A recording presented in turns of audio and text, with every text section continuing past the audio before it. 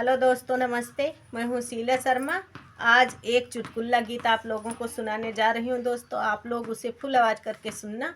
आप सबको पसंद आए तो लाइक, शेयर, सब्सक्राइब, कमेंट ज़रूर करना। दोस्तों, ननद ऋषि आई गे अब का करी हो, ननद ऋषि आई गे अब का करी हो।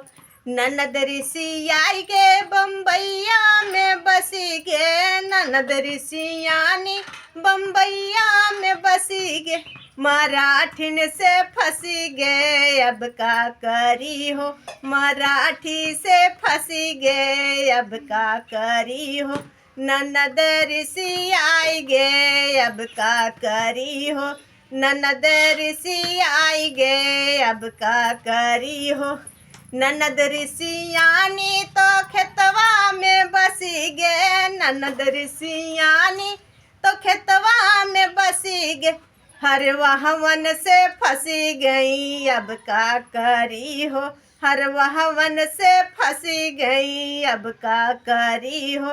ननद ऋषि आई गे अब का करी हो, ननद ऋषि आई गे अब का करी हो।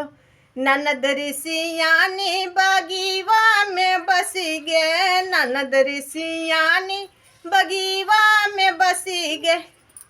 मालीवा से फंसी गे अब का करी हो, मालीवा से फंसी गे अब का करी हो।